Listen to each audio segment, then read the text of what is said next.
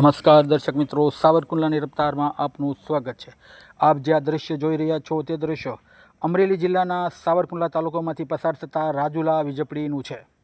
આ રોડ જતાં એવું લાગી રહ્યું છે કે આ રોડ કોઈ છેવાડાના વિસ્તારનો હશે, પરંતુ આ અતિ મહત્ત્વનો કહી શકાય તે વીજપડી રાજુલા હાઈવે છે। વીજપડીથી રાજુલા તો મુખ્ય માર્ગ હાલ અત્યંત બિસ્માર હાલતમાં પરિવર્તિત થયો છે।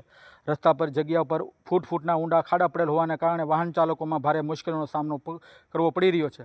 ખાસ કરીને રાત્રિના સમયે અવારનવાર વરસાદી માહોલમાં આ ખાડાઓ વધુ જોખમી બની જાય છે, જેના કારણે અકસ્માત થવાનો ભય સતત ઊભો રહે છે। માર્ગ અને મકાન વિભાગ દ્વારા અવારનવાર પૂરણીના નામે તેમજ રિપેરિંગના નામે અવારનવાર આ રોડ રસ્તોનું કામકાજ કરવામાં આવે છે અને મોટા પ્રમાણમાં ભ્રષ્ટાચાર કરવામાં આવે છે તેવું પણ સ્થાનિક લોકોનું કહેવું છે। સ્થાનિક લોકોના જણાવ્યા મુજબ આ રોડ પર વારંવાર મરામત અને નવીકરણના કામો થયા હોવા છતાં કામની ગુણવત્તા સામે હંમેશા પ્રશ્નો ઊભા થયા છે અને જાણે કે વિકાસ લોકોનો નહીં પરંતુ ભ્રષ્ટાચારી કોન્ટ્રાક્ટરનો અને સરકારી બાબુઓનો થઈ રહ્યો હોય તેવું લાગી રહ્યું છે।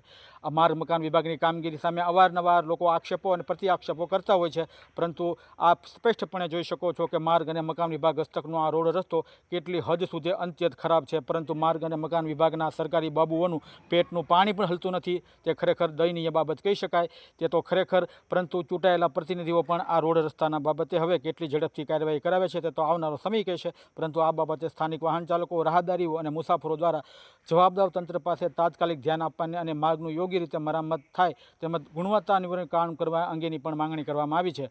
અંતે લોકોની સુરક્ષા અને સુવિધાને ધ્યાનમાં રાખી માર્ગ અને વિભાગ સહિતના સંબંધિત અધિકારીઓ તાત્કાલિક આ કાર્યવાહી કરે તે ઇચ્છનીય છે। Bureau report, Savarkundla રફતાર, Sarfaraz Khokhar, Vijpadi.